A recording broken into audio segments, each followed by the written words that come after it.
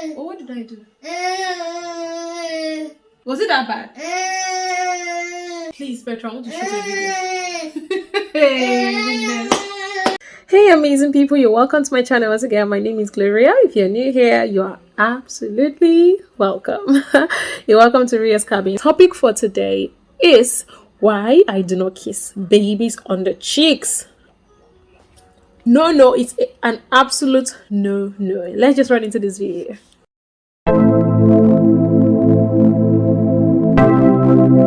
This topic, I feel it is important in our society at the moment. Babies are always important, you know, isn't it? Before I start, I feel I should give this disclaimer. Please don't feel attacked.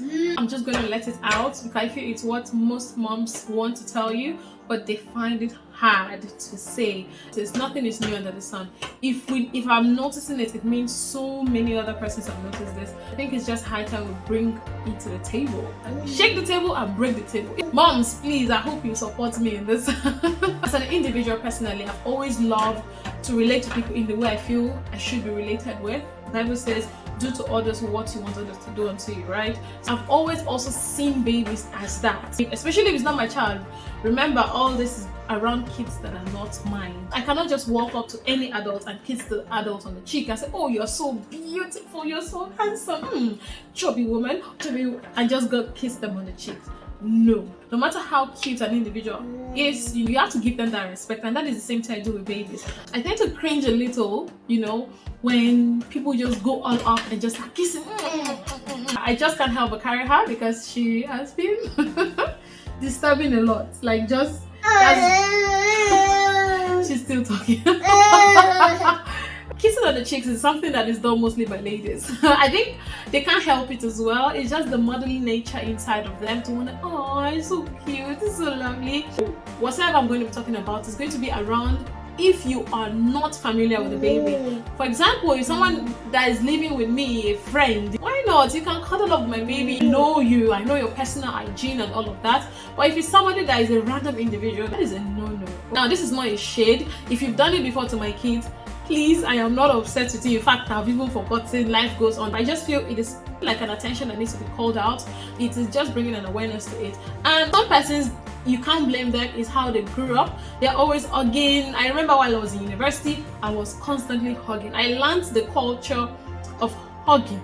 Nonetheless, please refrain if you're not familiar with the parents. Children nowadays, they are insanely gorgeous. I remember one time my sister said my son was beautifully handsome. And the first thing I'd like to point out is COVID.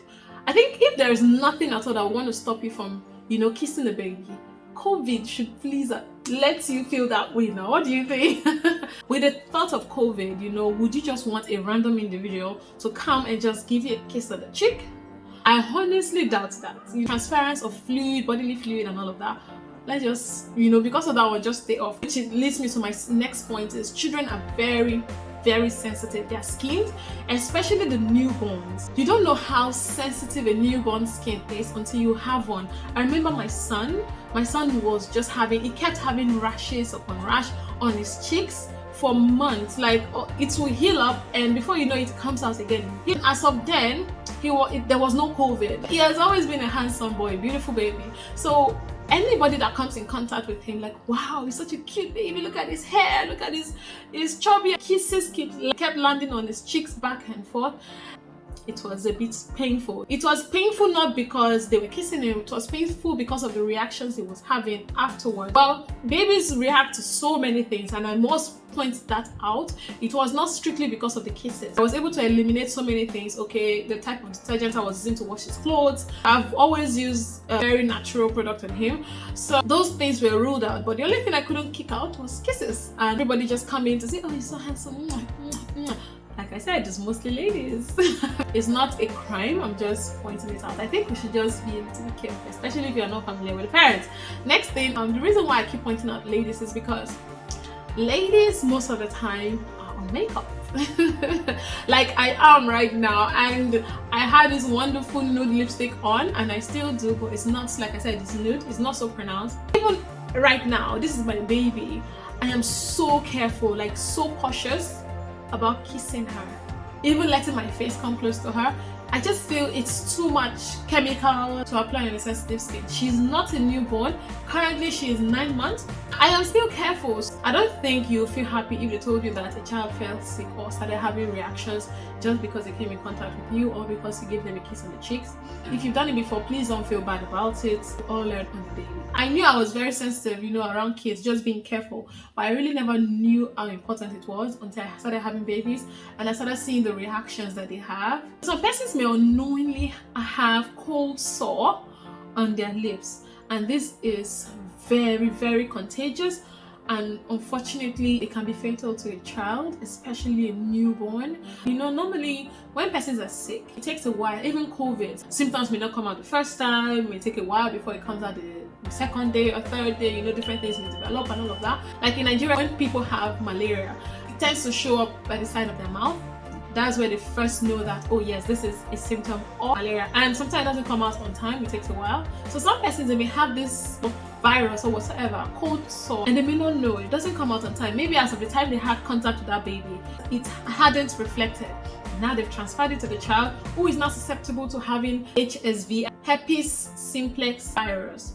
Now, germs in general, they're harmful to babies. Keeping a clean environment, all of that is very important.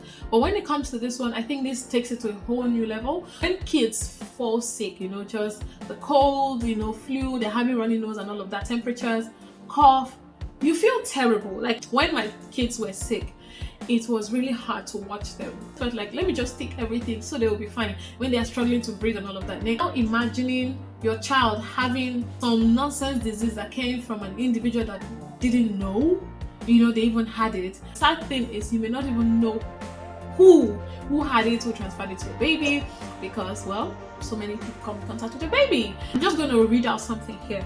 It says, one of the most serious risks that come from kissing babies is the transfer of fever blisters, also known as cold sores. HSV1 causes fever blisters to form around the baby's mouth and can spread to other parts of the body, even to the brain. Cold sores are very common in many individuals, so everyone should be aware before they go kiss a baby, for this can cause a long-term effect or fatal damage. Please, let's be careful. When I was researching this topic, and I came in contact with this, I was like, oh my goodness. Imagine something transferring, just something that started from the cheek, transferred through the skin and went to the brain and caused the major damage. Please, let's be careful. Please, let's be careful. Please, you don't know how important this topic is until you become a parent, and then you watch your child fall sick and you cannot do anything about it. This should be like my number one. Sanitize your hands. And don't feel bad when a parent tells you to sanitize. Last point is, don't kiss babies after eating a sensitive meal. This point is so crucial. Peanuts, things that babies react with. Milk, nuts, obviously peanuts are part of nuts, cheese, soy. Just please be mindful. Like children, you never know their immune system because they are still young. You never know what they are allergic to, especially those that are breastfeeding.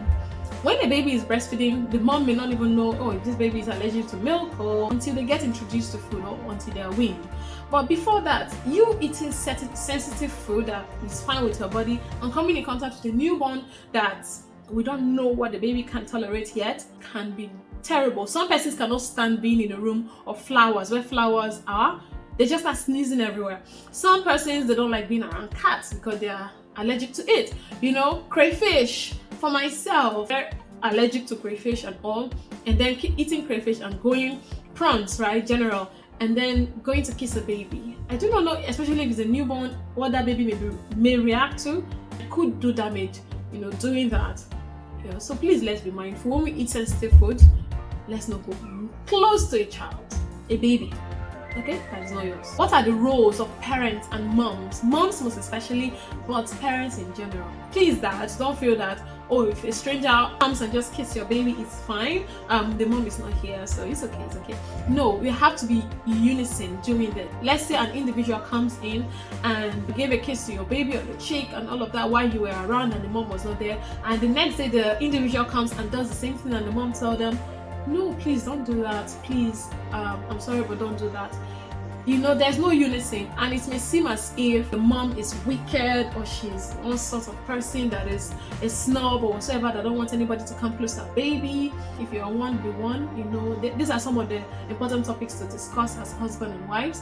When you have visitors, especially that first phase of visiting a parent, newborns, and all that, naming ceremonies and all those beautiful stuff, appoint someone who will be at the door that is strong-headed, that will feel like, okay, if anybody comes in, before they come in contact with the baby, they must sanitize their hands. It's very important. Like, if you don't do that, sometimes moms just feel like, oh, if mom says, you know how generally the world perceives women, if women just comes up and say, oh no, please don't touch my baby, yet not out of rudeness, just because of the safety of the child, you may feel like, she's dangerous, this woman is very, very dangerous. Okay, no, please appoint someone who will be able to speak up and tell them, no touching the baby unless you sanitize your hand. Okay, parents should also keep good hygiene. It's general knowledge on the part of the parents, so you don't blame everything on strangers. Don't take kids to public places or parties too early. Thank God for COVID that came. I'm sure so many persons that had their babies during COVID, they were excited, like they were happy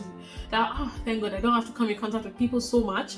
Take them out, don't get me wrong, but not to places where people, especially people that you know, parties and general places like that, and they feel obliged, to carry your baby. And if you know you cannot stand it, please avoid going to public places. I think it will save you a lot of stress and worrying. Next is, please be polite when people come in contact with you and all of a sudden they're like, Find a way to go around things and be polite to tell people, my baby is very sensitive, or the baby is still too young. I'm just trying to be as careful as possible. When you walk around with hand sanitizer, okay? Process, you don't want somebody to make a permanent enemy of you just because they wanted to kiss a baby and you told them no and all of that. Just be polite when you're saying it in a way that the person would understand. Most times, generally moms would understand, but individuals that are yet to be parents, it may come as a shocker and they're like, what's she feeling like? I don't know why I always use she. People tend to feel women are more rude, especially when it comes to around protecting their kids. I feel that we should be respectful. Say, I absolutely understand. You just put yourself in the shoes of that baby. If you just got out of the hospital treating infections or whatsoever, or a viral contagious disease, would you be happy if a random individual just come from nowhere, and because you're very susceptible and just gives you a kiss or hugs you or shakes your hand when you know the next minute you may be thrown into the hospital again? I doubt you would that. And besides, do unto others what you want others to do unto you. Yes, I know kissing babies because you want others to kiss a baby. Are you sure you want that? Alright, next point is, this point connects to the other point, is do not be afraid to defend your child. Don't feel like, it's just cold, I will treat it and it's gone. No. If you know someone is going to be visiting you soon and the person just recovered from an illness that is contagious, you can politely tell them that, can we reschedule the meeting for another time? Don't be apologetic. Don't be afraid to advocate for your child's health. Tell them to stay away until they feel more better, or like a week or 2 weeks later. So the last point that I'll be bringing up here is, as moms, as parents, once you notice your child is not feeling well for any reason at all, please get in touch with your pediatrician or your GP, whichever. I noticed there was a time there was this little discoloration at the back of my daughter's head, and I was like, what is this? So I noticed it the first time, second time, third time. I'm like, no, I don't care. And it was becoming bigger and bigger. I took a picture of it and I sent it to the GP. Thank God they got back to me. I said, it's nothing, maybe just losing the skin. But at the end of the day, it wasn't an eczema. Praise God. You notice any fever that has continued beyond the normal time, that you give them Calpol, Nurofen, and it didn't subside, please get in contact with your GP. It will help you. A stitch in time saves 9. Let's be very careful when it comes to our babies' health. Health is wealth. Okay. Alright, thank you so much for watching this video. I really hope you enjoyed it. If you did, please give us a thumbs up. Well, take care. Thank you. Don't forget to like, comment, subscribe. Please share it. Please subscribe. It's going to help someone. Alright, take care. Thank you. Bye.